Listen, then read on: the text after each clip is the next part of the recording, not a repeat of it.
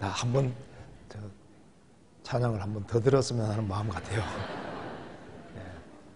네, 잠깐 같이 기도하시겠습니다.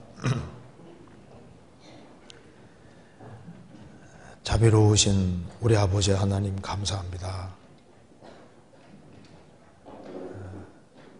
우리가 알지 못할 때 우리를 먼저 사랑하시고 주 예수 그리스도를 보내주시고 주 예수 그리스도의 보배로운 피로 우리 죄의 소리를 해방해 주시고 다시는 심판을 받지 않게 해주신 그 크신 은혜와 사랑을 인하여 진심으로 감사드립니다.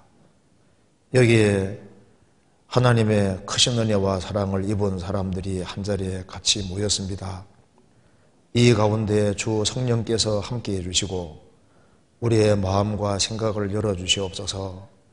오늘 이 말씀을 통해서 마음속에 여러 가지 의문들이 있는 사람들, 그 의문들을 제해 주시고 우리의 행보를 말씀 위에 굳게 세워 주옵소서. 모자나 주님 앞에서는 그날 칭찬을 받을 수 있도록 역사해 주시고 도와주옵소서. 그리고 다음 주부터 있을 어머니 낮제패에도 함께해 주시고 도와주시옵소서. 그리고 주 안에서 신실한 일꾼들을 더 많이 일으켜 주시고 주의 복음을 증거하는데 우리 모두 다 귀하게 쓰임받도록 도와주옵소서. 그리고 해외 선교하는 모든 선교사님들 가정가정마다 주님께서 함께해 주시고 또 영육간에 도와주시고 피곤치 아니할 수 있도록 도와주옵소서. 그리고 주의 복음이 더 널리 전파됨으로 불쌍한 잃어진 영혼들을 주님 품으로 더 많이 돌아오도록 역사해 주옵소서. 우리의 마음을 넓히도록 역사해 주시고 우리의 사랑하는 가족들, 친척들, 이웃들 그리고 더 많은 사람들에게 이 귀한 복음을 증거하도록 역사해 주옵소서. 오늘 모든 시종 함께해 주시고 도와주시기를 간절히 의지하오며 주 예수 그리스도 이름으로 기도하옵나이다. 아멘. 예, 성경 욥기 40장 찾으시겠습니다.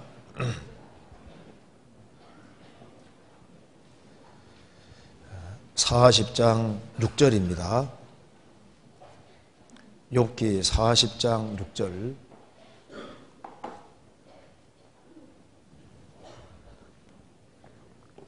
제가 읽겠습니다.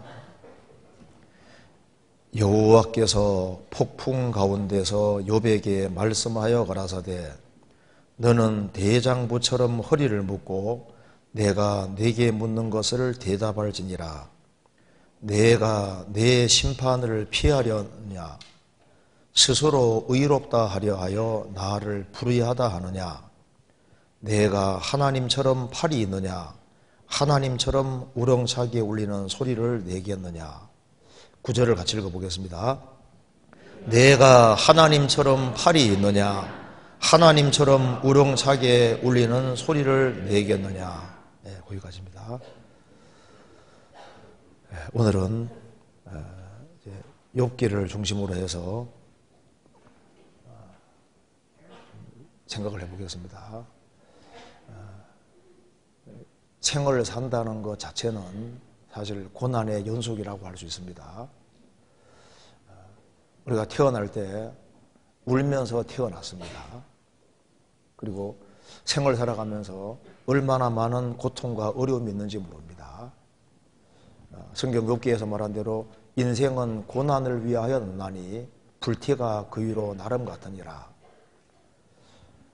아담 자손으로 태어난 모든 사람들은 생을 살아가면서 많은 슬픔과 고통을 맛보게 되는 겁니다. 그래서 오래 살았다는 것은 대체로 고생을 많이 했다는 증거가 되는 겁니다. 그래서 이 성경 속에서 고통을 당한 사람들이 많이 기록되어 있는데 그 중에서 가장 대표적인 사람은 욥입니다. 그래서 욥기를 읽어보면은 욥기는 성령의 감동으로 기록된 것이 틀림없고 또 이것을 기록하신 거기에는 아주 중요한 목적이 들어있습니다. 욥은 욥기 1장에서 말한 대로 그 당대 하나님을 가장 잘 섬기는 사람이었습니다. 욥은 하나님을 경외하고 그는 순전했고 악에서 떠난 자였습니다. 그 당대에 최고의 재산가였고 자녀도 10명이나 있었던 겁니다. 그 경건한 욥이 어느 날 이유를 알지 못하는 엄청난 재앙을 당하게 됩니다. 하루아침에 자기가 일생 동안 이룩한 모든 재산이 다 날아가 버렸습니다. 그리고 맏형집에서 그 맏아들 집에서 10명의 자녀가 집이 무너져서 한꺼번에 그냥 10명이 다 죽는 그런 일이 벌어졌습니다. 그리고 머리부터 발끝까지 몸 전체가 병들은 겁니다. 그리고 그것이 또 병든 것이 또 오랫동안 지속이 되는 겁니다. 이런 엄청난 고통 가운데 이제 욥은 그 당대에 정말 그 친구들 속에서도 리더하는 입장에 있었고, 욥이 말을 말하면은 다른 친구들은 뭐 아무 말도 못하는 그런 그 친구들 사이에서도 가장 그 신앙생활을 잘하는 그런 사람들로 돼 있었던 겁니다. 욥이 너무나도 큰 재앙을 당하니까 욥을 위로하기 위해서 새 친구가 찾아왔습니다. 근데 와서 보니까 욥이 너무 비참하게 된 거예요. 그래서 그렇게 의롭게 경건하게 살던 욥이 이런 엄청난 재앙을 당한 것을 봤을 때 새 친구들은 충격을 받았습니다. 결론을 내렸습니다. 욥은 틀림없이 엄청난 죄를 지었다고 판단을 한 겁니다. 그래서 새 친구가 돌아가면서 욥을 공박하면서 욥, 너가 이런 어려움을 당했으니까 너는 틀림없이 하나님 앞에 큰 죄를 지은 거다. 솔직하게 털어놔라. 그러니까 욥은 아무리 생각해도 이런 재앙을 만날 만한 죄를 지은 적이 없는 겁니다. 그래서 내가 죄를 지어서 이런 일을 당한 것이 아니라고 얘기를 해도 새 친구들은 믿지 않았습니다. 그래서 새 친구가 돌아가면서 계속적으로 공격을 하니까 욥은 너무 기가 막히잖아요. 이제 너무나도 큰 어려움을 당하니까 새 친구가 자기 말을 신청하지 않는 겁니다. 그래서 욥의 새 친구가 공격할 때마다 그런 것이 아니라고 하면서 자기를 변호하다 보니까 자기가 잘한 것을 자꾸 얘기하게 되지 않습니까? 내가 죄 지은 게 아니라 내가 이렇게 살아왔다고 하면서 자기 잘한 것을 계속 드러내기 시작했습니다. 나중에 계속 공격받으니까 내가 어떻게 살아온 줄 알아 하면서 이제 자기 과거를 쫙 얘기하면서 아주 자기가 얼마나 의롭고 거룩하게 바르게 살아왔는지를 쭉 나열을 하는 겁니다. 그래서 이제 욥의 새 친구가 욥하고 얘기를 하면 할수록 혹시 하나님이 잘못한 것이 아닌가 그 생각이 들도록 만들었고, 욥도 나는 억울하다, 나는 아무 잘못이 없는데 나는 하나님하고도 변론하고 싶다, 나는 당당히 할 얘기가 있다, 내가 왜 이렇게 어려움 당하게 되느냐. 그래서 그러면서 하나님 마치 실수한 것처럼 그런 뉘앙스를 풍기는 얘기를 자꾸 한 겁니다. 그래서 이제 욥의 새 친구는 욥이 하는 말을 이길 수가 없었습니다. 그래서 욥과 욥의 새 친구 얘기를 듣고 있던 젊은 사람 엘리후가 이제 다 듣고 난 이후에 욥의 새 친구의 잘못을 지적하고 그리고 욥의 잘못을 지적했습니다. 그 결론 내용은 이런 얘기입니다. 엘리후가 말했습니다. 욥의 새 친구에게, 야, 너희들은 욥의 상황을 잘 모르면서 미리 죄를 지었다고 결론 내리고 공격하는 거 옳은 거냐? 너희들 3명은 잘못된 거다. 그 얘기했습니다. 그리고 욥에게 말했습니다. 너가 아무리 의롭더라도 하나님보다 의로울 수 있느냐? 그래서 너가 마치 하나님이 불의한 것처럼 그렇게 얘기한 것은 너가 잘못된 것이 아니냐 하면서 이제 욥의 잘못을 정확히 지적했습니다. 그리고 난 이후에 하나님이 나타나셔서 욥에게 말씀하신 겁니다. 욥, 너가 그렇게 의로우냐?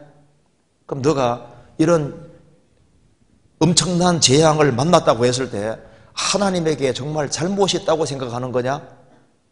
너는 의롭고 나는 잘못됐다고 생각하느냐? 이렇게 말하면서 지금 말씀하시는 겁니다. 그래서 욥기 40장 6절에 여호와께서 폭풍 가운데서 욥에게 말씀하여 가라사대 너는 대장부처럼 허리를 묶고 내가 내게 묻는 것을 대답할지니라.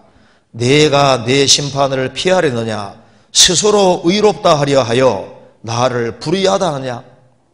너는 의롭고 나는 불의하다고 생각하냐? 너가 그렇게 엄청난 재앙을 만났을 때 하나님 앞에 잘못이 있겠느냐? 그러면서 말씀하시기를 9절에 내가 하나님처럼 팔이 있느냐? 이게 무슨 말입니까? 너가 나와 같은 팔이 있느냐? 그렇게 묻는 겁니다. 너가 지금 손 가지고 뭐 착한 일, 좋은 일 많이 했다고 하는데 너가 하나님과 같은 그런 종류의 팔을 가지고 있느냐? 그리고 하나님처럼 우렁차게 울리는 소리를 내겠느냐? 이게 이제 두 가지를 얘기했습니다.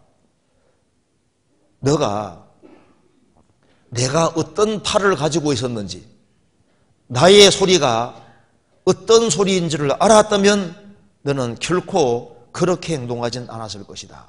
이렇게 얘기를 했습니다. 그래서 너가 내 팔이 어떤 팔인지,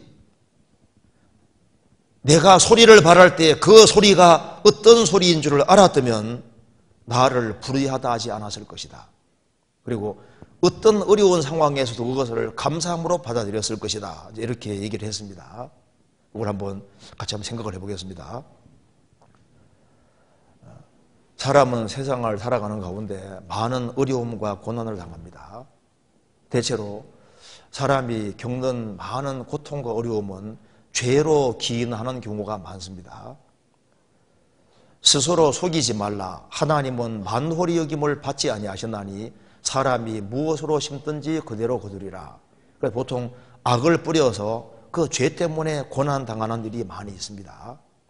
또한 하나님께서 사람의 속마음을 보시기 때문에 조금이라도 구원받을 가능성이 있다고 판단되실 경우에 일부러 어렵게 하는 일이 있다고 되어 있습니다. 성경에 말씀하기를 주께서 인생으로 고생하며 근심하게 하심이 본심이 아니시로다.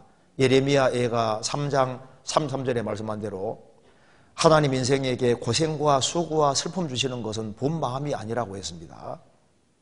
만사가 형통하면은 구원받기가 쉽지 않습니다. 보 없어서 내게 큰 고통을 더하신 것은 내게 평안을 주려 하심이라.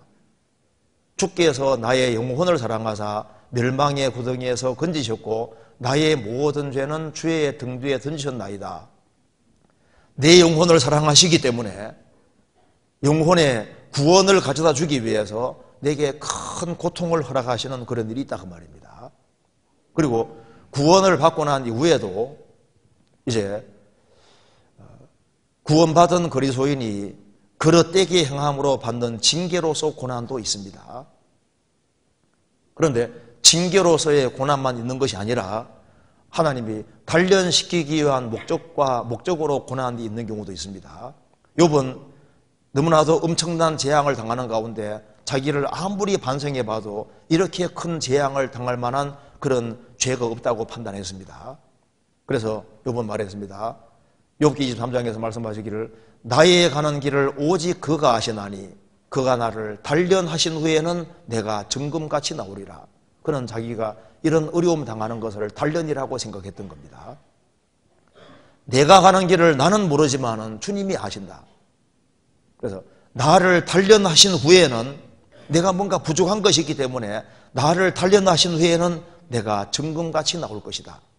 근데 욥이 당하는 어려움은 단련의 목적도 있었지만 그것보다 더 큰 목적이 있었던 겁니다. 왜 하나님 욥에게 이런 엄청난 고난을 허락하셨을까요? 그 신령한 하나님의 뜻을 이루기 위해서, 그리고 하나님의 신령한 목적과 계획이 있기 때문입니다. 왜 욥에게 이런 엄청난 재앙을 허락하셨냐 하면은 전 세계 모든 사람들에게 크리스찬으로 생활을 살아가는 가운데 이유 없는 죄가 아닌 다른 이유 때문에도 얼마든지 고난이 올 수 있다는 것을 보여주기 위함이고, 특별히 욥기라는 책을 역사 속에 남기기 위해서 욥에게 특별한 고난을 허락하신 겁니다. 욥은 정말 큰 고통과 어려움을 겪었지만은 그것이 하나님의 사랑과 자비였다는 것을 나중에 깨닫게 되고, 욥은 주님 앞에 지금 가 있지 않습니까? 욥은 자신이 엄청난 재앙 당한 것이 얼마나 큰 축복인지를 영원히 알게 되는 겁니다. 욥이 이런 엄청난 재앙을 당하지 않았다면 욥기가 기록이 되지 않고 욥기가 기록되지 않았다면 사람들이 영적으로 얼마나 큰 손해를 받겠습니까? 그래서 하나님의 특별한 목적과 계획 때문에 하나님께서 고난 허락하시는 그런 일도 있는 겁니다. 그래서 그리스도인이 되고 난 이후에 어떤 고난을 겪든지 간에 그 고난 속에서 알아야 될 것이 있습니다. 어떤 경우에도 하나님은 불의가 없다. 그걸 항상 생각해야 됩니다. 그리고 내 예상 밖의 일이 벌어진다 할지라도 하나님은 찬송받으시기에 합당하고, 그리고 시간 지나가면은 하나님의 목적을 알게 되는 겁니다. 그래서 성급하게 판단하는 것은 옳지 않은 겁니다. 왜냐하면은 하나님 말씀하시기를 너가 나처럼 팔이 있느냐, 나처럼 소리를 내겠느냐 말씀하셨는데, 전능자의 팔이 어떤 팔인지를 알면은 감히 하나님이 불의하다고 말을 할 수 없는 겁니다. 그리고 하나님이 내게 작정한 것이 있고 계획한 것, 계획이 있고 그 계획을 이루시기 위해서 여러 가지 어려움을 허락할 수 있는 겁니다. 욥의 세 친구의 변론이 있고 난 이후에 그 욥의 세 친구 이야기를 다 듣고 난 이후에 엘리후가 이렇게 얘기를 했습니다. 욥기 33장 보시겠습니다.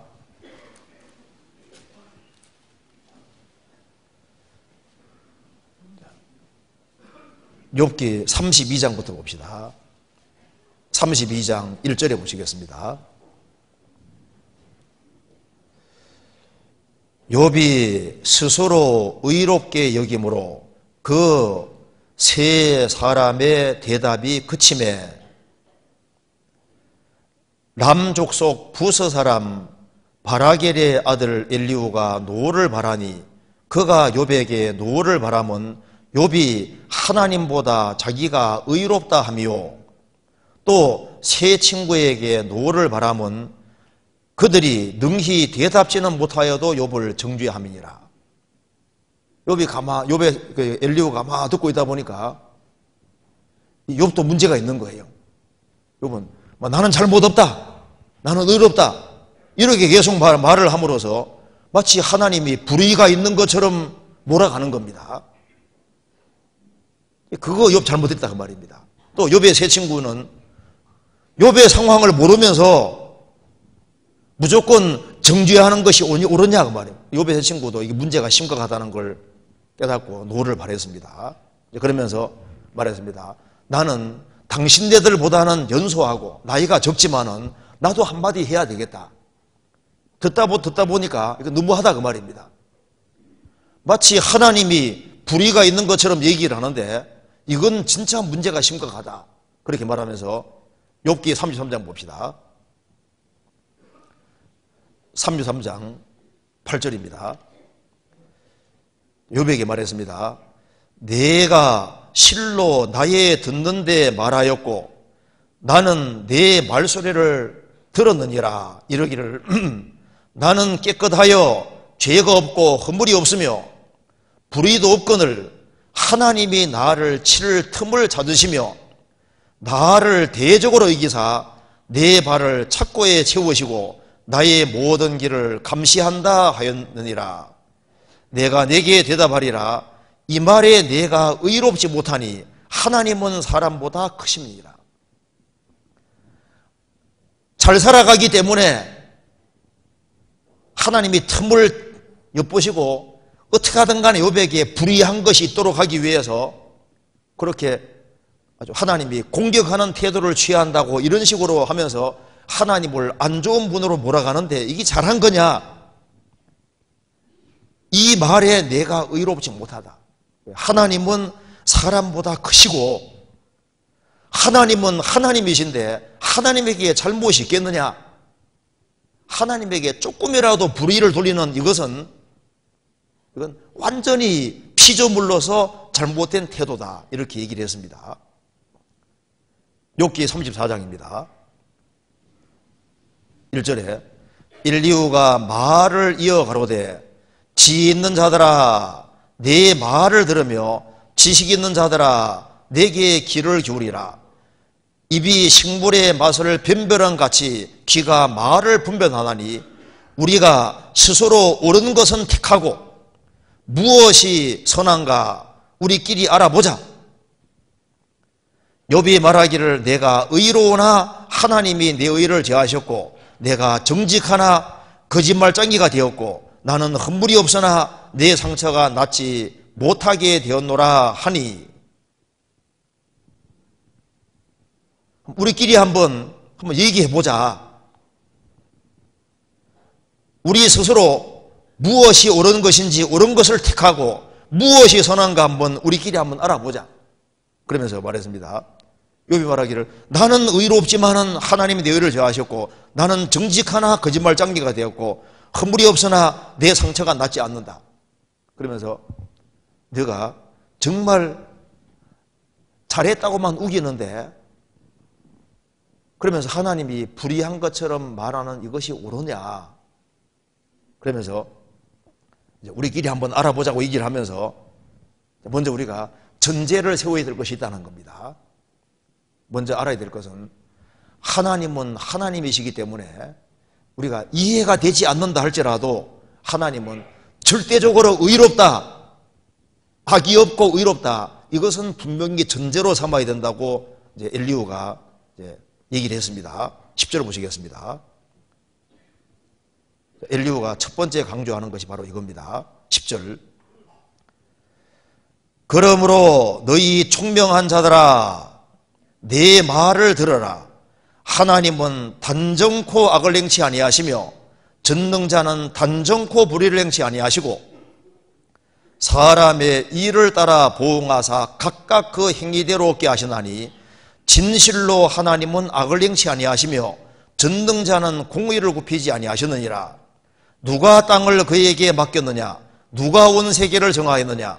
그가 만일 자기만 생각하시고 그 신과 기운을 거두실진데 모든 혈기 있는 자가 일체로 망하고 사람도 진토로 돌아가리라. 만일 총명이 있거든 이것을 들으며 네 말소리에 귀를 기울이라. 공의를 미워하는 자시면 어찌 치리하시겠느냐? 의롭고 전능하신 자를 내가 정죄하겠느냐? 엘리후가 말했습니다. 너희 총명한 자들아 내 말을 좀 들어봐라. 하나님은 하나님이시기 때문에 단정코 악을 행치 않는 분이다. 전능자는 단정코 하나님께서는 불의를 행치 않는다.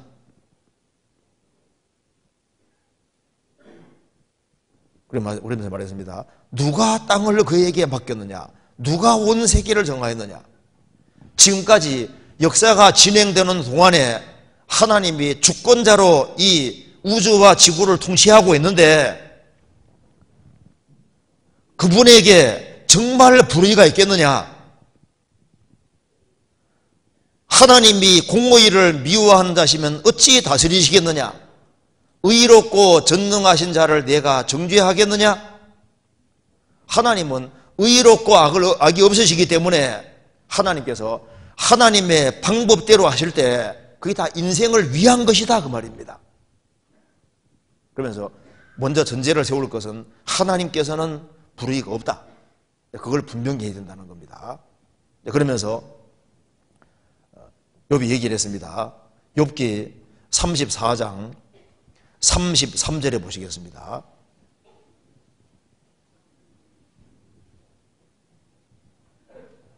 욥기 34장 33절을 같이 읽어보겠습니다. 하나님이 내 뜻대로 갚으셔야 하겠다고 내가 그것을 싫어하느냐? 그러면 내가 스스로 택할 것이요 내가 할 것이 아니니 너는 아는 대로 말하라. 엘리후가 말했습니다. 하나님은 불의라는 것이 전혀 없는 분인데 의로우신 분인데 지금 욥 너는 하나님이 내 뜻대로 안 한다고 해서 지금 네가 문제가 되어 있느냐? 지금까지 하나님을 잘 섬기고 살아왔는데 예상 밖의 일이 자기 인생에 벌어진 겁니다. 정말 실로 황당한 일이 벌어진 거예요. 그렇게 하나님을 잘 섬기던 욥에게 전 재산이 날아가 버리고 자기 자녀들을 10명이 한꺼번에 죽어버리는, 그리고 몸 전체가 병드는 이런 일이 자기가 예상한 것이 아닌 겁니다. 여러분, 하나님이 내가 잘 섬기고 살아가니까, 하나님 잘 섬기니까 이 상태로 해서 그냥 하나님이 내 인생을 그냥 이렇게 살다가 그냥 이렇게 가게 하셔야 되는데, 이 완전 틀어가지고 구렁텅이에 물 안 넣는 식으로 이렇게 하니까 하나님이 욥이 원하는 방향으로 이끌지 않았다 그 말입니다. 그래서 하나님이 내 뜻대로 갚으셔야 하겠다고 내가 그것을 싫어하느냐? 하나님이 너가 원하는 방향이 아니라 하나님이 원하시는 방향으로 하신다고 해서, 예상 밖의 일을 행해서 엄청난 어려움을 당하는 이쪽으로 인도한다고 해서 네가 싫어하는 거냐? 그러면은 내가 스스로 택할 것이요. 그러면 네가 하나님이냐? 그럼 네가 스스로 택해봐. 너가 스스로 이 방향으로 하나님이 했으면 좋겠다고 생각하는 식으로 네가 하나님이 돼서 네가 원하는 방향으로 하나님이 이끌어 가시면은 그것이 가장 영광스러운 인생이 되겠느냐? 아니면은 하나님이 원하시는 방향으로 이끌어 가셔서 가시는 것이 더 잘하는 것이겠느냐? 네 인생을 네가 계획하고 네가 택해서 네가 의도하는 그런 방향으로 한다고 했을 때 그것이 그렇게 해야만 옳은 것이냐? 이제 엘리후가 이렇게 책망하는 겁니다. 내가 들어보니까 하나님이 너의 뜻대로 너가 원하는 방향으로 지금 안 한다고 해서 지금 너가 마음에 문제가 돼 있고 하는데, 하나님이 꼭 그렇게 하셔야 되겠냐? 너가 원하는 방향이 아니라 다른 방향으로 했다고 해서 하나님이 잘못을 했다고 생각할 수 있느냐 그 말입니다. 하나님은 주권자시고 가장 좋은 인생길이 뭔지를 아시는 분인 거예요. 어떻게 해야만 그 인생이 가장 영광스럽게 되는지를 알기 때문에 하나님이 너의 뜻이 아니라 하나님의 뜻대로 이끌어 가시고 하나님 원하시는 방향대로 이끌어 간다고 해서 너가 그걸 싫어해야 되느냐? 한번 생각해 보세요. 욥이 이제 하나님을 잘 섬겼기 때문에 10명의 자녀와 같이 편안하게 하나님 잘 섬기면서 그냥 살다가 죽고 주님 품에 들어가는 그것이 욥 인생의 최선이겠습니까? 이런 엄청난 어려움 속에 집어넣지만은 이런 일을 통해서 욥기가 기록이 되고 욥이 아주 영광스럽게 되고 전 세계가 가장 큰 영향을 받는 이쪽으로 이끌어 가시는 것이 잘하는 것, 어느 쪽이 맞을까요? 하나님 원하시는 방향으로 이끌어 간다고 했을 때 그것이 잘하는 것이다. 왜냐하면 하나님은 절대 불의를 행하는 분이 아니기 때문입니다. 그렇게 이제 욥에게 이제 이렇게 책망을 하는 겁니다. 그래서 너는 하나님이 절대 불의가 없다는 사실을 알고 그걸 어떤 경우에도 감사함으로 받고 하나님이 원하시는 뜻으로 이끌어 갈 때 아멘하고 받아들였어야 되는 것이다. 이렇게 얘기를 했습니다. 그리고 하나님은 하나님이시기 때문에 너가 하나님이 어떤 분인지를 왜 잊었냐 그 말입니다. 욥기 36장 보시겠습니다. 엘리후가 말을 이어 가로되 나를 잠깐 용납하라. 내가 내게 보이리니 이는 내가 하나님을 위하여 오히려 할 말이 있음이니라. 내가 먼 데서 지식을 취하고 나를 지으신 자에게 의를 돌려보내리라. 5절 보시겠습니다. 엘리후가 말했습니다. 하나님은 전능하시나 아무도 멸시치 아니하시며 그 지능이 무궁하사. 이게 두 가지 이렇게 했습니다. 이렇게 말했습니다. 하나님은 전능하시다. 전능하시나 아무도 멸시치 않으시며 그 지능이 무궁하시다. 그러니까 하나님은 전능, 무엇이든지 할 수 있는 전능하신 분이고 하나님은 지능, IQ가 무한대다 그 말입니다. 무한대기 때문에 사람에게 고통으로 몰아넣기도 하지만은 전능하시고 뭐든지 할 수 있는 분이기 때문에 너가 어려움을 당해도 그것이 바닥이 있는 거다 그 말입니다. 전능하시니까 또 지능이 무궁하시기 때문에 코너에 몰아넣지만은 적절한 때가 되면 또 주님께서 끄집어내는 능력이 있다 그 말입니다. 36장 15절 보시겠습니다. 하나님은 곤고한 자를 그 곤고할 즈음에 구원하시며 학대당할 즈음에 그 길을 여시나니 그러므로 하나님이 너를 곤고함에서 이끌어내사 좁지 않고 넓은 곳으로 옮기려 하셨은즉 무릇 내 상에 차린 것은 살찐 것이 되었으리라. 지금 너가 지금 코너에 몰려 있는데 하나님은 지능이 무궁하시니까 너가 당한 상황을 모르겠냐 그 말입니다. 그리고 전능하신 분이니까 코너로 몰아넣지만은 또 넓은 곳으로 옮기려 하셨은즉 무한한 골짜기는 없다는 겁니다. 그걸 왜 잊었냐 그 말입니다. 그러면서 욥에게 말했습니다. 너가 기억해야 될 것이 있다고 얘기를 했습니다. 그러면서 이제 이렇게 지적을 합니다. 17절.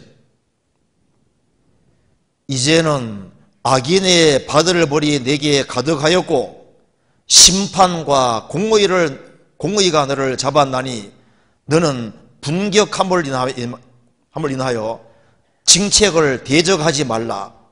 대속함을 얻을 일이 큰즉 스스로 그릇되게 말지니라. 사람이 구원받는 것도 대속으로 구원받는 겁니다. 근데 욥이 너 조금 지나시면은 하나님 앞에 아주 큰 죄를 지을 수도 있는 거라는 걸 지적을 했습니다. 너가 말하는 이 발언이 까맣게 잘못하면은 너무나도 큰 죄가 된다는 것을 지적을 했습니다.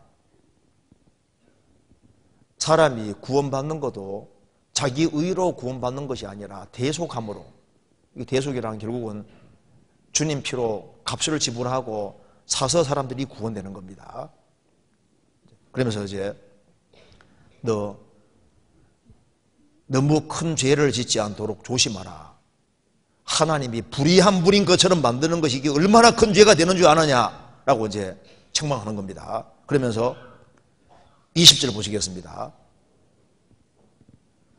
너는 밤 곧 인생이 자기 곳에서 제한을 받는 때를 사모하지 말 것이니라.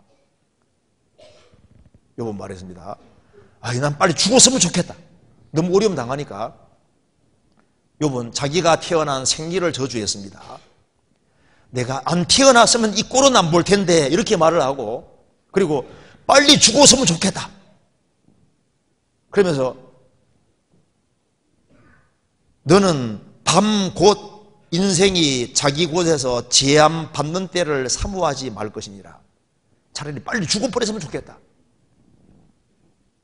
어떤 어려움을 당한다 할지라도 차라리 하나님 앞에서 난 죽어버렸으면 좋겠다 하고 지구상에서 빨리 사라지기를 바라는 이런 말을 하는 건 이거는 옳지 않은 것이 아니냐 이렇게 얘기를 했습니다. 21절. 삼가 악으로 치우치지 말라. 내가 환난보다 이것을 택하였느니라. 이런 큰 시련을 당한다고 해서 빨리 죽어버렸으면 좋겠다 하고 빨리 죽여주시오 하고 이런 식으로 태도를 가져서 되느냐. 아무리 그래도 환난을 받을 생각해야지 죽는 길을 택하는 죄에 졌으면 좋겠다 이런 식으로 말하는 것은 옳지 않다. 그리고 22절은 같이 읽어보겠습니다. 하나님은 그 권능으로 큰 일을 행하시나니 누가 그같이 교훈을 베풀겠느냐. 여기 말했습니다. 여기 말하기를 하나님은 그 권능으로 큰 일을 행하시나니, 하나님은 스케일이 크다는 것을 왜 잊고 있냐 그 말입니다. 하나님이 그 사람이 큰 그릇이면은 스케일을 더 크게 잡는 겁니다. 시편 111편에 말씀하시기를 여호와의 행사가 크시니, 여호와의 행사가 크시니라고 했습니다. 이를 즐거워하는 자가 다 연구한다는 말씀대로 하나님은 스케일이 크십니다. 모세 같은 사람, 하나님께 쓰임받게 하기 위해서 이집트 왕궁에서 40년, 미디안 광야에서 40년, 80년 훈련시키고 난 이후에 40년 사용하셨지 않습니까? 하나님은 사람이 아니시기 때문에 인생을 이끌어가는데 아주 넓은 시각을 가지고 큰 스케일을 가지고 움직이시는 겁니다.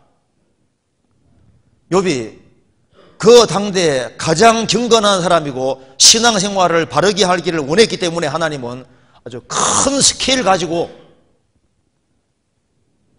큰 일을 하시는 분이라는 걸 왜 잊고 있느냐. 그래서 하나님은 그 권능으로 큰 일을 행하시나니 누가 그같이 교훈을 베풀겠느냐, 이렇게 얘기했습니다.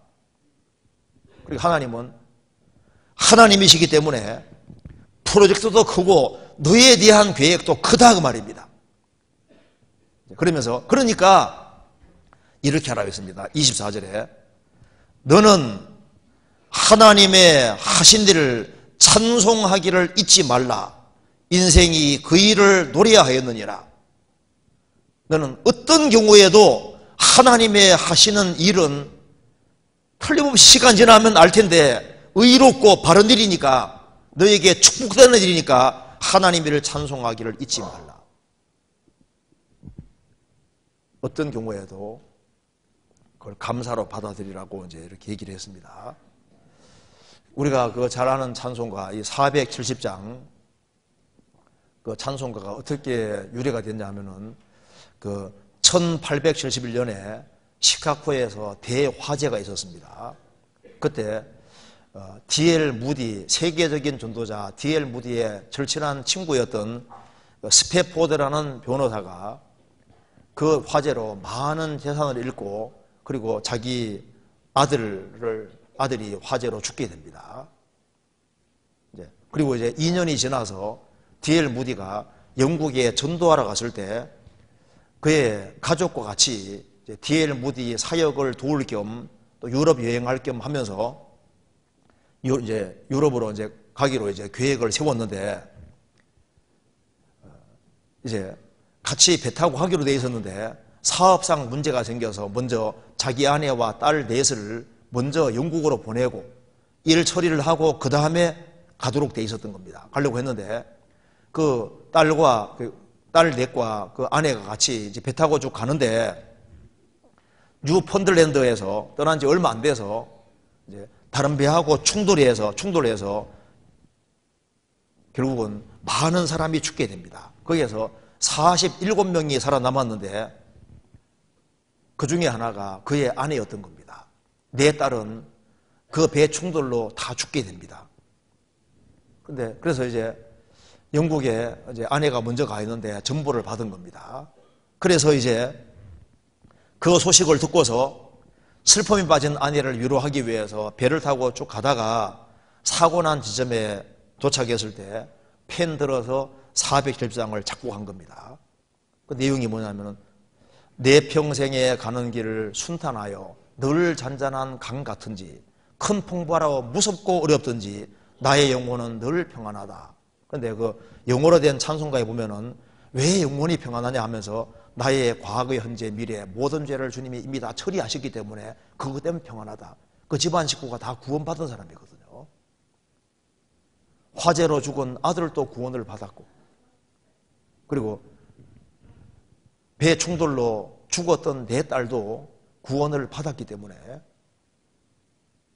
그래서 아내도 구원받고 자기도 구원받았기 때문에, 그래서 생을 살아가는 가운데 내 가는 길이 순탄하여 늘 잔잔한 강 같은지 큰 풍파로 무섭고 어렵든지 나의 영혼은 편안하다. 결국은 한 번은 죽어야 되고 주님 앞에 서야 되기 때문에 그걸 감사로 딱 받아들였습니다. 그래서 그 찬송가가 우리나라 470장에도 나와 있고, 그래서 스패포드 그 변호사가 인생에서 큰 어려움을 겪었지만은 신앙이 있었기 때문에 그것을 감사로 받아들인 겁니다. 그리고 하나님께서 그 인생을 크게 축복해 주신 거예요. 욥의 자녀 10명이 죽었지만은 욥의 자녀가 다 주님 앞에 가 있습니다. 욥기 보면 제일 끝에 보면은 욥이 재산을 잃었는데 하나님께서 전부 다 배나 축복해 주셨는데 자녀는 10명만 줬습니다. 왜? 10명은 주님 앞에 이미 가 있으니까.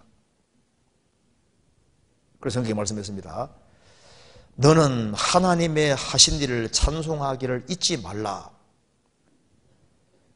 인생이 그 일을 노래하였느니라. 그러면서 욥에게 말했습니다. 37장 보시겠습니다. 14절. 욥이여, 이것을 듣고 가만히 서서 하나님의 기묘하신 일을 궁구하라. 붕괴에 대한 이야기를 하면서 욥이여, 너는 하늘에서 비가 어떻게 내리는지를 보라. 하나님이 습기를 구름에 잔뜩 싣고 하나님 원하시는 곳에 하나님 부으시는데 번개가 치는 것이나 비가 내리는 것이나 자연 삼라만상에 대해서 한번 생각을 해봐라. 하나님의 하시는 기묘한 일들을 궁구해보라. 그럼 너가 모르는 것이 너무 많지 않느냐? 너가 자연에 대해서 얼마나 아느냐? 그리고 하나님 하시는 일에 대해서 너가 얼마나 많이 아느냐? 너 모르는 것이 너무 많지 않냐? 그런데 왜 하나님이 불의하다고 생각하는 것이냐? 이렇게 얘기를 했습니다. 그래서 여러분 아차했을 겁니다. 내가 좀 성급했구나. 그걸 깨우친 겁니다. 그래서 엘리후가 말을 하고 난 이후에 그 다음에 하나님이 등장하셔서 얘기를 하시는 겁니다. 욥기 40장 다시 봅시다. 40장 6절입니다.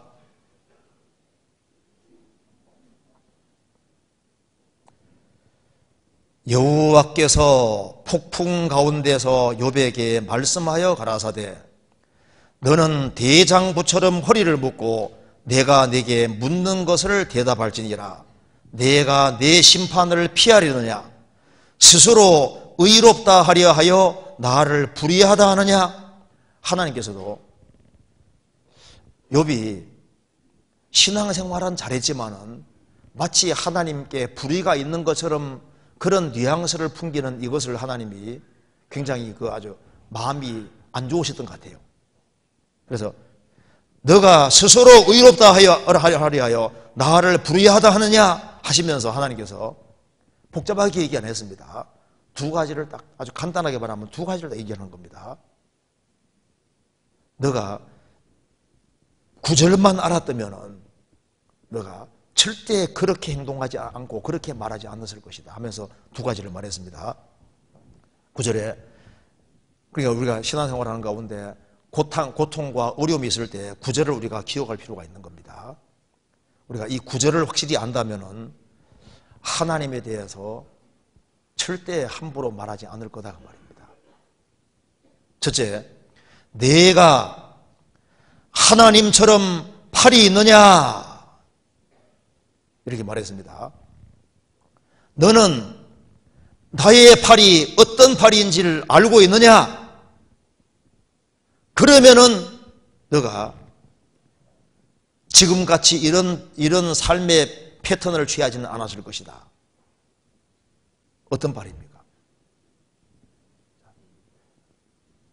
너가 하나님처럼 팔이 있느냐? 이 팔이 어떤 팔입니까? 성경 한번 봅시다. 이사야 48장 보시겠습니다.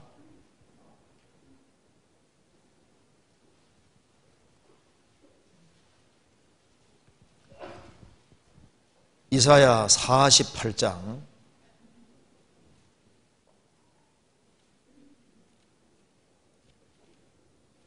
12절입니다.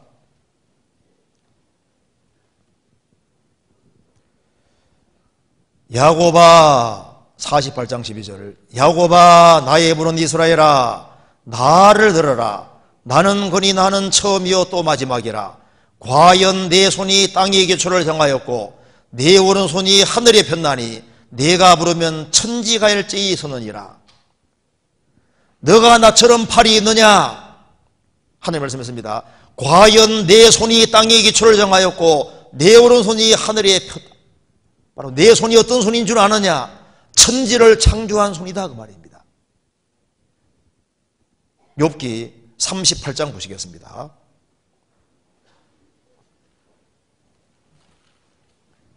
(38장) 1절입니다.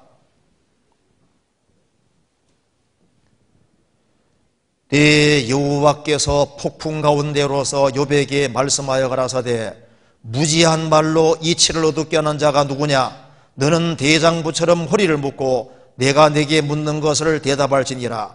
내가 땅의 기초를 놓을 때 내가 어디 있었느냐? 내가 깨달아라거든 말할지니라. 누가 그 도량을 정하였었는지 누가 그 준성을 그 위에 띄웠었는지 내가 아느냐? 하나님 말씀했습니다. 내가 땅의 기초를 놓을 때 내가 어디 있었느냐? 누가 그 도량 크기를 정하였는지 누가 그 준성을 그 위에 띄웠는지 내가 아느냐? 그 준성은 건물 기울기 같은 거 측정할 때 사용하는 겁니다. 하나님이 정확한 규격을 맞추어서 땅을 건물 만들듯이 아주 정확히 만들었는데 내가 이 하늘과 땅을 창조할 때 너가 어디 있었느냐? 내 팔이 무슨 팔인 줄 아느냐? 이 팔은 천지를 창조한 팔이다 그 말입니다. 너를 만든 팔이라는 겁니다. 욥기 39장 보시겠습니다. 그래서 내가 내 팔로 천지를 창조하고 내 팔로 내 손으로 직접 모든 피조물을 만들었다고 말씀하시는 겁니다. 39장 19절에 보시겠습니다. 말의 힘을 내가 주었느냐? 그 목에 흩날리는 갈기를 내가 입혔느냐? 내가 그것으로 메뚜기처럼 뛰게 하였느냐? 그 위험스러운 콧소리가 두려우니라. 그것이 골짜기에 서비고 신비성을 기뻐하며 앞으로 나아가서 군사들을 맞대 두려움을 비웃고 놀라지 아니하며 칼을 당할지라도 물러나지 아니하니 그 위에서는 전동과 빛난 작은 창과 큰 창이 쟁쟁하며 땅을 삼킬 듯이 맹렬히 성내며 나팔 소리를 들으면 머물러서지 아니하고 나팔 소리 나는 대로 소소일며 멀리에서 싸움 냄새를 맡고 장관의 호령과 떠드는 소리를 듣느니라. 욥에게 말씀했습니다. 욥아, 너 말 한번 봐라. 말의 힘을 네가 주었느냐? 그 목에 흩날리는 갈기가 무엇이지 않습니까? 그걸 네가 입혔느냐? 네가 그것으로 메뚜기처럼 뛰게 하였느냐? 그리고 말이 전쟁할 때 두려움 비웃고 전쟁터에 달려가는데 말 위에서 큰 창과 작은 창이 쟁쟁하고 화살이 쏟아지는 그곳에 맹렬히 달려 들어가는데 그런 담력을 부여한 바로 그 손이 바로 내 손이다 그 말입니다. 내 손이 무슨 손인 줄 아느냐? 천지를 창조한 손이다 그 말입니다. 그리고 어디에 말했습니다. 40장 15절입니다. 내 손으로 만든 걸 좀 보라는 겁니다. 15절에 이제 소같이 풀을 먹는 하마를 볼지어다.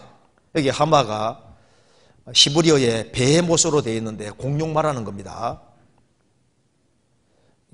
그 공룡 중에 디오플로도쿠스라는 그 공룡하고 좀 비슷합니다. 이 내용 보면은 내가 너를 지은 것 같이 그것도 지었느니라.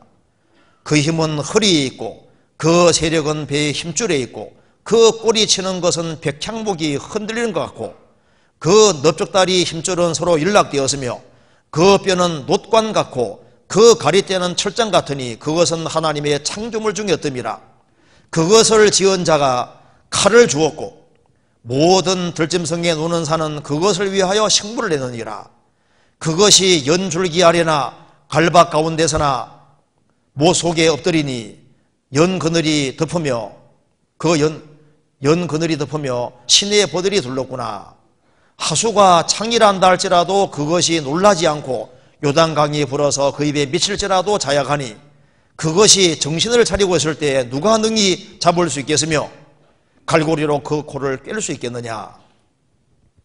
하나님께서 말씀했습니다. 소같이 풀을 먹는 저 덩치 큰 배의 모습을 보라. 내가 너를 지은 것 같이 그것도 지었느니라. 그 힘은 허리 있고 그 세력은 배 힘줄이 있고 그 꼬리 치는 것은 백향목이 흔들리는 것 같고, 백향목이 아주 길지 않습니까? 이 하마 꼬리는 조만합니다. 돼지 꼬리처럼. 하마 아닙니다. 꼬리가 길고 그 갈빗대는 철장 같으니 그것은 하나님의 창조물 중에 어뜸이라. 그것을 지은 자가 칼을 쥐었고 그 말은 위협적이다 그 말입니다. 잘못 밟히면 죽어요. 얼마나 덩치가 큰지. 그리고 이제 그가 이제 목이 이렇게 길게 올라가 있기 때문에 물이 아무리 하수가 창이란다 할지라도 놀라지 않고 요단강이 불어서 입에 미칠지라도, 요단강이 불어서 이렇게 비칠지라도 늠름하고 자약하고 문제없다 그 말입니다. 왜? 목이 기니까. 그러니까 공룡 특징이 뭔지 아시죠? 목이 아주 이렇게 길고 위로 올라가 있고 갈비 철장같이 생겼고 꼬리는 아주 길잖아요. 그래서 그 디오플로도쿠스 같은 것은요, 꼬리가 한 14m 됩니다. 머리에서 목까지 길이가 8.2m, 몸통이 4.9m 되거든요. 그러니까 그런 걸 내가 만들었다 그 말입니다. 공룡과 사람은 동시대입니다. 그런 기록이 많아요. 그러니까 욥에게 말했습니다. 너 내 팔이 무슨 팔인지 아느냐? 바로 천지를 창조하고 너를 직접 만든 팔이고, 너가 보는 말도 내가 만들었고 공룡도 내가 만들었고 모든 걸 내가 만들었다. 그리고 욥에게 말했습니다. 너 까마귀 새끼에게라도 먹이 봤냐? 하나님은 인간이 신경 안 쓰는 것을 다 신경 쓰시는 분이라는 걸 얘기했습니다. 욥기 38장 26절 보시겠습니다.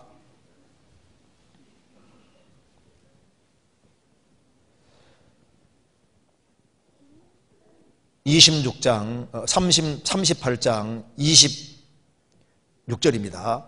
사람 없는 땅에, 사람 없는 광야에 비를 내리고 황무하고 공허한 토지를 축축하게 하고 연한 불이 나게 하였느냐? 하나님 말씀했습니다. 욥아, 나는 하나님이기 때문에 사람이 전년 안 사는 땅, 사람이 없는 광야에도 하나님께서는 비를 내린다 그 말입니다.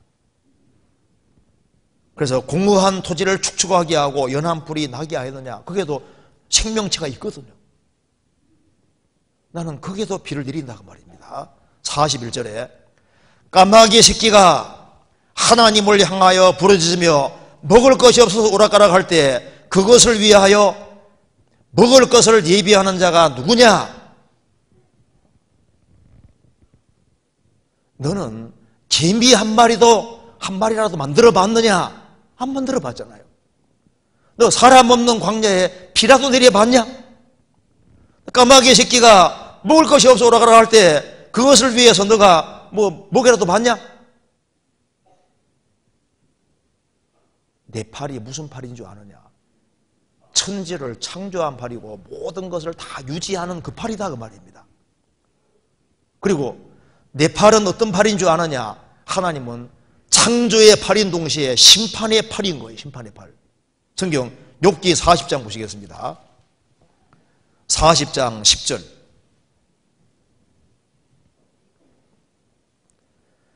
너는 위엄과 존귀로 스스로 꾸미며 영광과 화미를 스스로 입을지니라.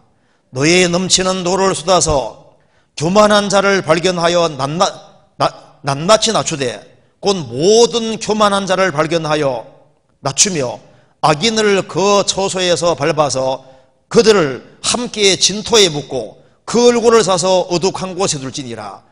그리하면 내 오른손이 너를 구원할 수 있다고 내가 인정하리라. 욥에게 말씀했습니다.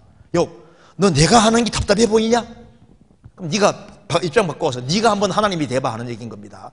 너가 하나님이 되어서 권위와 종기를 입고 네가 보좌에 앉아서 이 지구를 살펴보면서 교만한 인간들, 악인들을 낱낱이 발견해서 그 악인들을 네가 처소에 탁 밟고 심판을 할 수 있고, 그렇게 할 수 있다면은 네가, 너 어른선이 너를 구원할 수 있다고 내가 인정해 주겠다. 우리가 하나님에 대해서 한번 악인들을 밟으려고 하면요, 누가 악인인지를 알아요, 몰라요? 알 수가 없잖아요.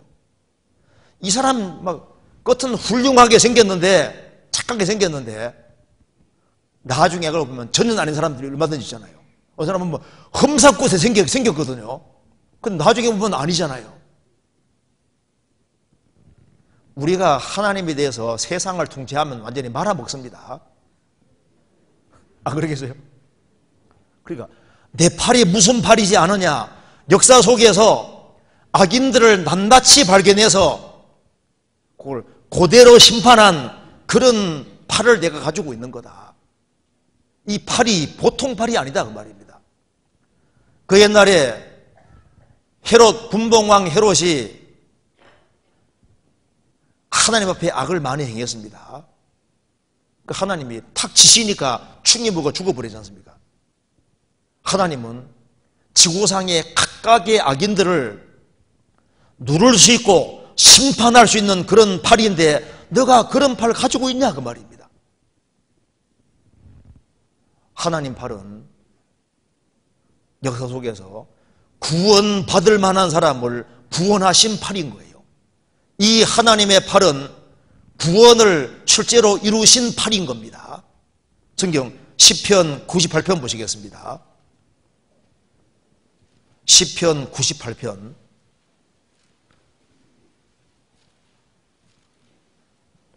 1절입니다.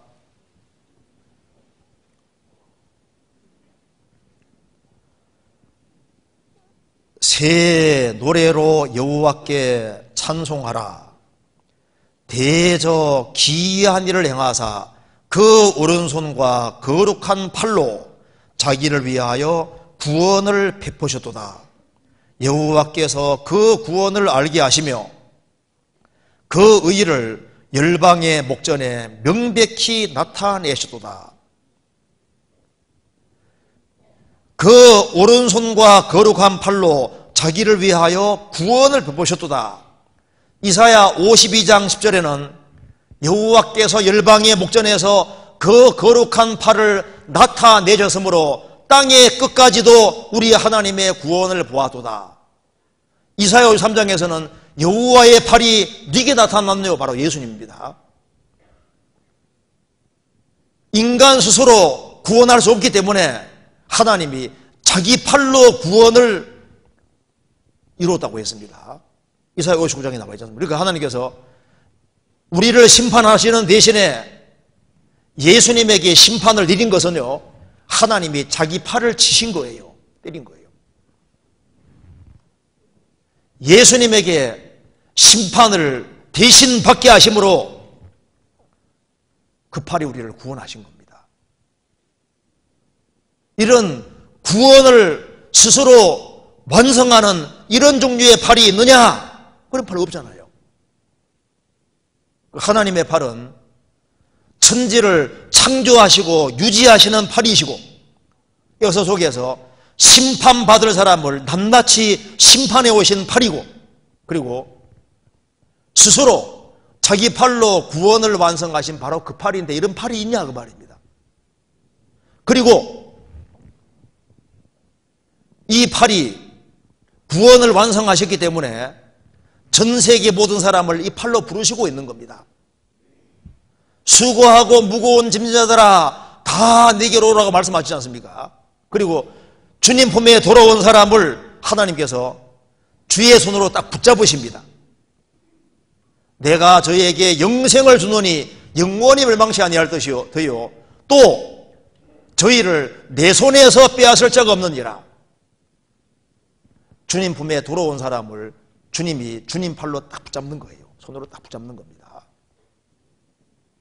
그래서 구원을 받은 사람들은 주님의 도우심 속에 있는 겁니다. 이사야 41장 보시겠습니다. 이사야 41장 10절.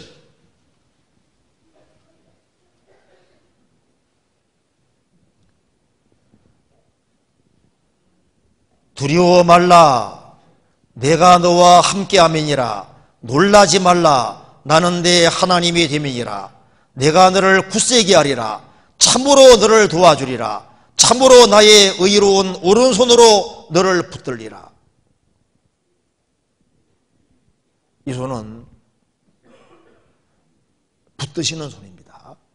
그래서 이사야 성경 시편 37편에 보면은 여호와께서 사람 구원받은 사람의 걸음을 정하시고 그 길을 기뻐하시나니 저는 넘어지나 아주 엎드러지지 아니하면 여호와께서 손으로 붙드심이로다. 성도는 주님께서 붙잡아 주십니다. 그리고 이 팔은 인간의 필요를 채우시는 팔인 거예요. 이스라엘 백성들이 출애굽을 해서 만나를 계속 먹으니까 싫은 거예요. 하나님 고기 주워 먹게 해달라고 아우성인 겁니다. 그래서 하나님께서 말씀하셨습니다. 야, 내가 한 달 동안 막 코에서 아주 냄새가 나도록 고기 먹여주겠다고 하니까 모세가 놀랐습니다. 하나님이 이스라엘 백성들이 출애굽한 사람들을 보행하는 장정 60만 명이니까 여자와 여합하면 200만 명 되는데 소떼와 양떼를 잡은 들을 어떻게 한 달 동안 먹이겠습니까? 하니까 하나님께서 여호와의 손이 짧아졌느냐? 그러면서 내 말이 응하는 여부를 보리라고 했습니다. 그래서 메추라기를 몰고 와서 한 달 동안 코에 냄새가 나도록 먹여주시지 않습니까? 이 하나님의 손은, 팔은 인간의 필요를 채워주시는 팔인 겁니다. 성경에서 봅시다. 민수기 11장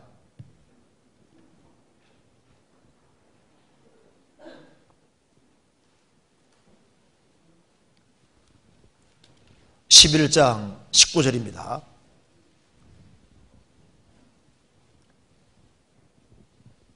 민수기 11장 19절. 하루나 이틀이나 닷새나 열흘이나 20일만 먹일 뿐 아니라 코에서 넘쳐서 싫어하기까지 1개월간 먹게 하시리니, 이렇게 말했습니다. 그러니까 이제 모세가 말했습니다. 21절에 모세가 가로되 나와 함께 있는 이 백성의 보행자가 60만 명이 온데 주의 말씀이 1개월간 고기를 주어 먹게 하겠다 하시오니 그들을 위하여 양떼와 소떼를 잡은들 족하오며 바다의 모든 고기를 모은들 족하오리이까. 23절에 여호와께서 모세에게 이르시되 여호와의 손이 짧아졌느냐? 내가 이제 내 말이 내게 응하는 여부를 보리라. 여호와의 손이 짧아졌느냐? 하나님은 사람에게 모든 필요를 채워주는 손입니다. 그런데 이 손이 어떤 손이냐 하면은 하나님 말씀하십니다. 너가 나처럼 팔이 있느냐? 이 팔이 보통 팔이 아니다 그 말입니다. 어떤 팔이냐 하면은 사람을 구원해서 그 사람을 훈련시키고 단련시켜서 작품으로 만드는 이런 종류의 팔이 있느냐 그 말입니다. 인생을 가장 멋지게 만드는 이런 팔이 있냐 그 말입니다. 흙덩어리인 아담에게 생명을 집어넣어서 사람 만드시지 않습니까? 그것도 놀라지만은 타락된 죄인을 구원해서 그리스도의 신부가 되고 하나님의 아들이 되게 하고 그 죄인을 작품으로 만들어서 천상에 올리는 걸작품으로 만드는 이런 종류의 팔이 있느냐 그 말입니다. 성경 말씀했습니다. 우리는 그의 만드신 바라. 인생을 작품으로 만드시는 그런 종류의 팔이 있느냐 그 말입니다. 금강석도 다이아몬드도 주재료가 탄소입니다. 우리가 이제 석탄도 탄소로 되어 있지 않습니까? 그러니까 이제 하나님은 별걸 다 만드실 수 있는 분인 거예요. 그 옛날에 롱펠로가 이렇게 종이 위에 씻으면은 그 당시에 한 6,000불로 팔렸습니다. 6,000불 정도. 씻으면은. 록펠러가 종이에다가 자기 사인하면 100만 불도 은행에 지불했거든요. 은행에서. 그러니까 하나님의 팔은 보통 팔이 아닌 겁니다. 피카소가 그림 그리면 값이 얼마나 많이 나간 줄 아시죠? 이게 역사 속에서 그 피카소가 그린 그림 중에 그 알제 여인들이라고 이게 얼마에 얼마에 팔리냐 하면은 보니까 1억 7,930만 달러니까 우리나라 돈으로 환산하면은 1,967억 4,589만 원에 낙찰된답니다. 그림 하나가. 근데 하나님은 그 정도가 아닌 거예요. 죄인을 아들로 만드시는 거예요. 그래서 욥 인생 보시면은요, 욥 인생을 이렇게 멋지게 만들 수가 없어요. 욥기 읽어보면요, 이건 작품 중에 작품인 거예요. 어떻게 욥의 인생을 이거보다 더 좋게 만들 수 있냐 그 말입니다. 만들 수 없는 거예요. 욥기 40장 다시 봅시다.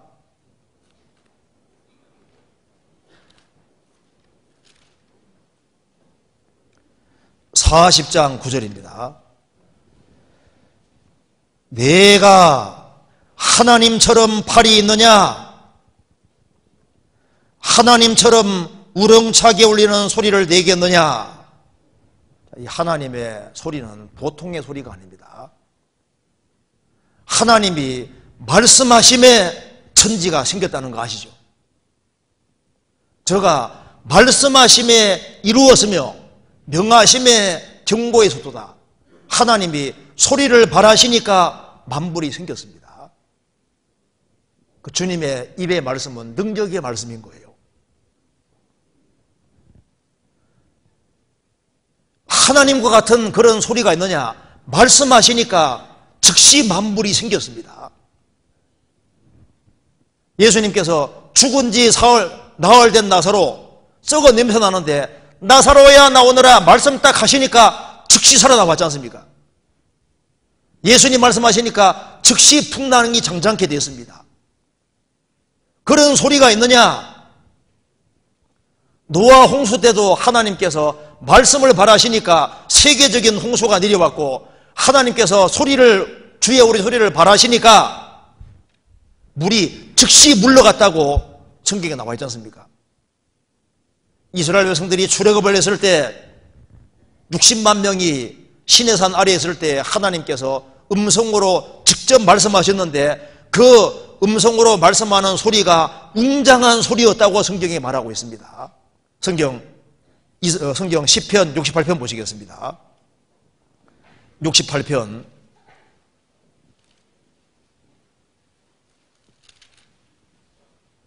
33절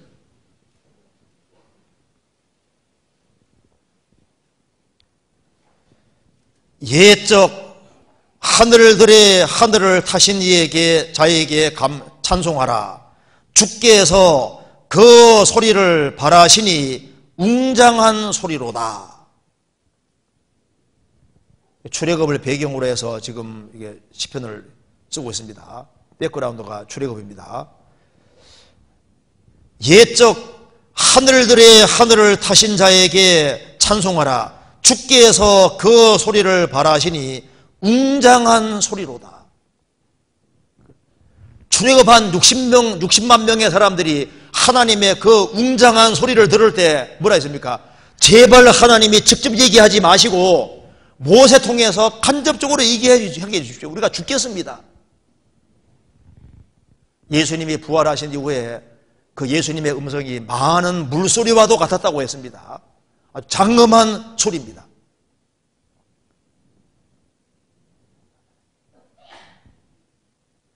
나와 같이 우렁찬 소리를 내겠느냐?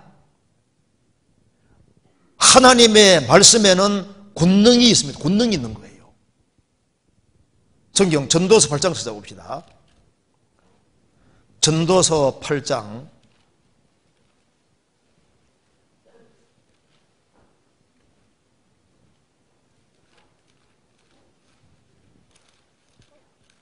8장 4절입니다.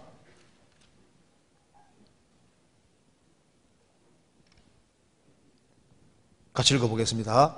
왕의 말은 권능이 있나니 누가 이르기를 왕께서 무엇을 하시나이까 할 수 있으랴.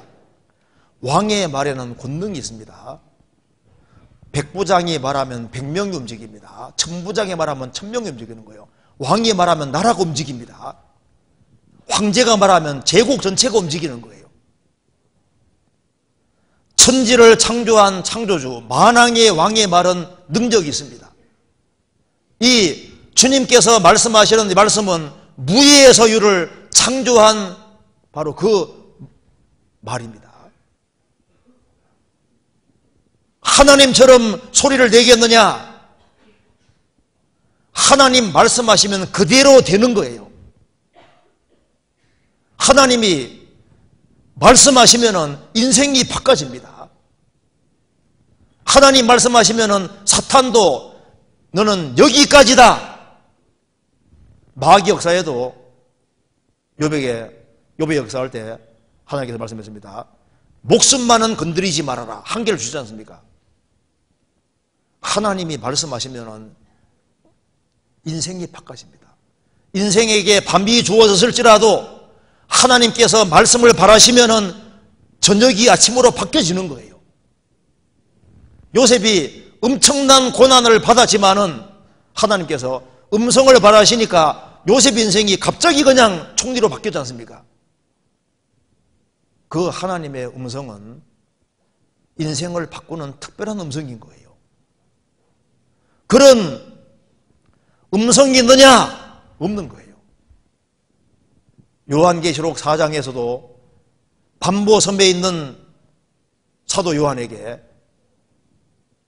이리로 올라오라 소리 말하시니까 즉시 하나님 계신 세계 속에 들어가서 엄청난 세계를 봤잖아요. 이제 예수님이 재림하실 때 주께서 호령과 천상의 소리와 하나님의 나팔로 친히 하늘로 쫓아 강림하시리니 그리스도 안에서 죽은 자들이 먼저 일어나고 그 후에 우리 살아남은 자도 저희와 함께 구름 속으로 끌어올려 공중에서 주를 영접하게 하시리니 그래야 우리가 항상 주와 함께 있으리라. 주께서 소리를 발하실 때 무덤 속에서 죽은 자들이 부활합니다. 주님께서 소리 발하실 때 구원받은 모든 사람은 즉시 주님 앞에 가 있게 되는 거예요. 그 주님의 소리는 능력의 소리인 겁니다. 주님이 말씀을 발하시면은 무덤 속에서 시체로 돌아간 사람들을 다 부활합니다. 이를 기억이지 말라. 무덤 속에 있는 자가 다 그의 음성을 들을 때가 오나니 선한 일을 행한 자는 생명의 부활로 선을 행한 자는 생명의 부활로 악을 행한 자는 심판의 부활로 나오리라. 주님 말씀하시면은 다 부활되는 거예요. 이 주님의 음성은 주님이 악을 행하는 사람에게 심판을 바라시는 말씀을 하실 때 그대로 지옥 떨어집니다. 또 왼편에 있는 자들에게 이르시되 저주를 받은 자들아 나를 떠나 마귀와 그 사자들을 위하여 예비된 영영한 불에 들어가라. 주님 말씀 바라시면은 그대로 지옥불에 떨어지게 되는 거예요. 욥기 40장 다시 봅시다.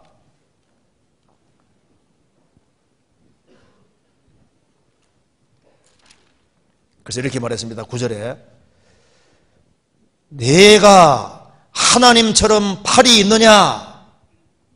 하나님처럼 우렁차게 울리는 소리를 내겠느냐? 여기에 소리가 나와 있고 팔이 나와 있습니다. 하나님은 소리를 발하시는 말씀과 팔은 행하는 거잖아요. 그러니까 하나님은 말씀과 행함이 딱 일치가 되는 거예요. 그 사람 말은 큰데 소리는 큰데 팔은 안 따라오지 않습니까? 하나님은 소리와 팔이 일치합니다. 즉 말씀과 행함이 일치하시는 분이고, 그러니까 하나님은 절대적으로 말씀과 행함이 절대적으로 일치하는 그런 하나님이라는 겁니다. 그래서 시편 33편 4절에 보면은 여호와의 말씀은 정직하며 그 행사는 다 진실하시도다. 여호와의 말씀과 행사가 나와 있는데 두 개가 일치하는 겁니다. 그래서 하나님은 언행이 정확히 일치하시는 분입니다. 이건 일치하되 절대적으로 일치한 겁니다. 그래서 하나님께서는 절대의 불의가 없다는 겁니다. 하나님은 경영하시고 이루십니다. 요번 하나님의 변론을 쭉 듣고 난 이후에 깨달은 것이 있습니다. 이 하나님은 전능한 팔을 가지고 계시구나. 그리고 이 하나님이 말씀을 바라시면은 말씀대로 뭐든지 되고, 이분이 무한한 지혜와 무한한 능력을 가지신 분이라는 걸 확실히 깨닫게 됐습니다. 그분이 모든 것을 아시고 모든 것을 할 수 있는 분이고 인간의 생각을 초월해서 행할 수 있는 분이라면은 그분은 절대적으로 선하다는 사실을 확실히 다시 한번 깨닫게 된 겁니다. 그래서 욥이 이렇게 말했습니다. 42장 1절입니다.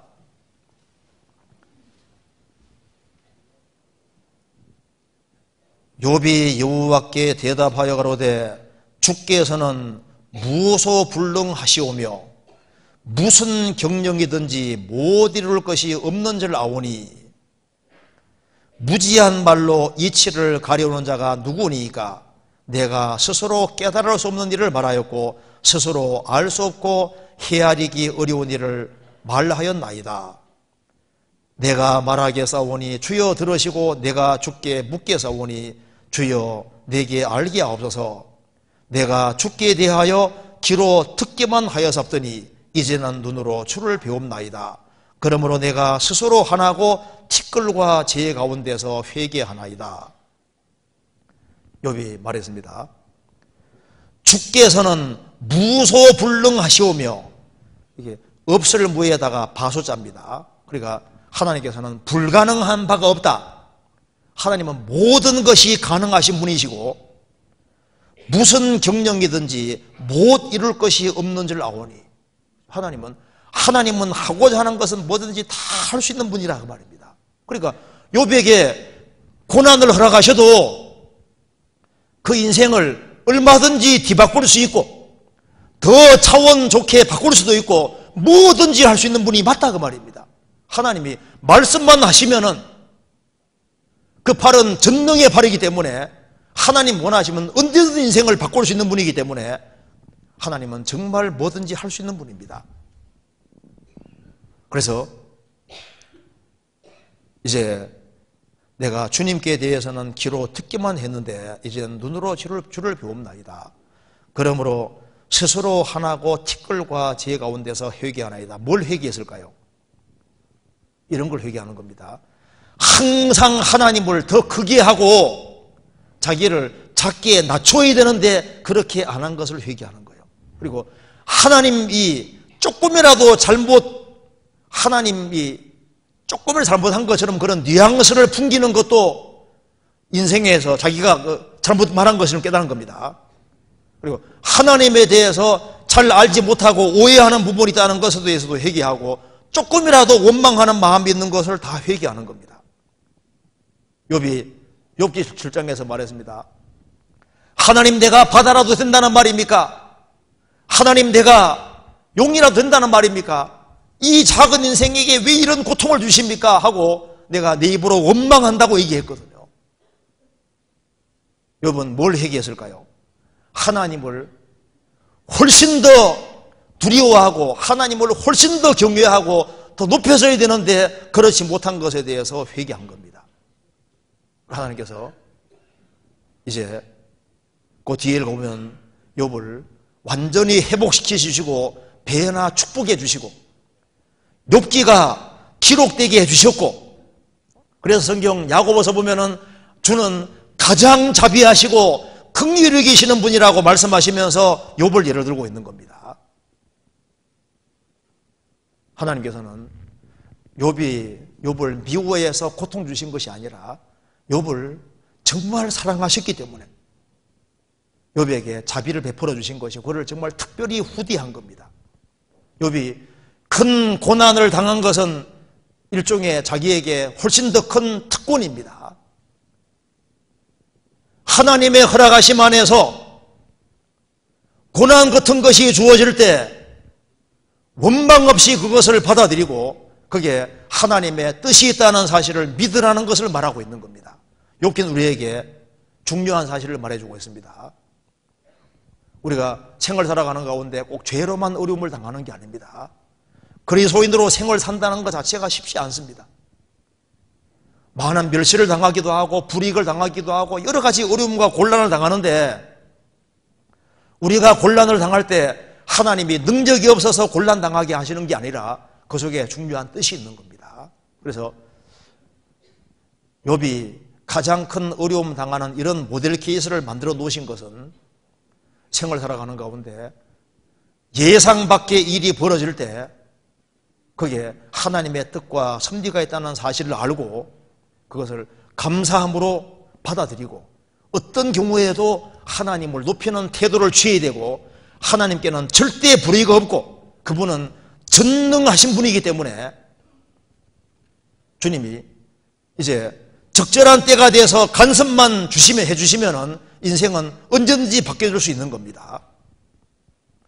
이런 전능하신 하나님, 이런 능력의 팔을 가지신 분, 우렁차는 소리를 가지신 바로 그분이 우리를 위해서 특별한 것을 예비해 놓으신 겁니다. 그게 바로 천국인 거예요. 지금 우리가 보는 이 우주는 하나님 보실 때 가거물입니다. 이런 것이 아니라 전능하신 능력을 가지신 바로 그분께서 우리를 위해서 특별한 천국을 준비해 놨습니다. 우리를 위해서 새로운 세계를 준비해 놓고 이런 몸이 아니라 부활한 부활의 새로운 몸, 그리고 우리가 지금 찬양하지만 이런 찬양이 아니라 차원 다른 종류의 찬양과 차원 다른 종류의 그런 지식과 차원 다른 세계 속에 차원 다른 기쁨, 모든 것을 다 준비해 놨기 때문에 성경에 말씀하기를 하나님께서 자기를 사랑하는 자들을 위하여 예비하신 모든 것은 눈으로 보지 못하고 귀로 듣지 못하고 사람의 마음으로도 생각지 못하는 같으니라. 상상할 수 없는 것을 예비하셨는데 그분은 전지전능하신 분이기 때문에 그런 겁니다. 그리고 특별히 세상에서 주 안에서 고난을 받으면은 나중에 더 엄청난 것이 예비되어 있고 엄청난 축복이 예비되었다는 사실을 알게 될 겁니다. 같이 기도하시겠습니다. 자비로우신 우리 아버지 하나님, 저희들을 주의 보배로운 피로 구원해 주신 것을 감사합니다. 생을 살아가는 가운데 여러 가지 고통과 어려움을 겪는 분이 있다면 주님께서 마음의 위로와 용기를 주시고 어떤 어려움 속에서도 주님을 더 높일 수 있도록 도와주시고 범사에 감사라는 말씀대로 모든 것을 감사로 받아들이며 생을 살 수 있도록 도와주옵소서. 그리고 삶 속에서 역사하시는 주님을 경험할 수 있도록 더욱 도와주시옵소서. 교회가 계획한 모든 일에 앞서 행해 주시고 주의 역사와 능력을 더욱 나타내 주옵소서. 내일부터 있을 모든 집회에도 함께해 주시고 도와주시옵소서. 우리의 나머지 모든 생에 주의 거룩한 말씀으로 다스려 주옵소서. 주 예수 그리스도 이름으로 기도하옵나이다. 아멘. 찬송 같이 부르시겠습니다. 458장입니다.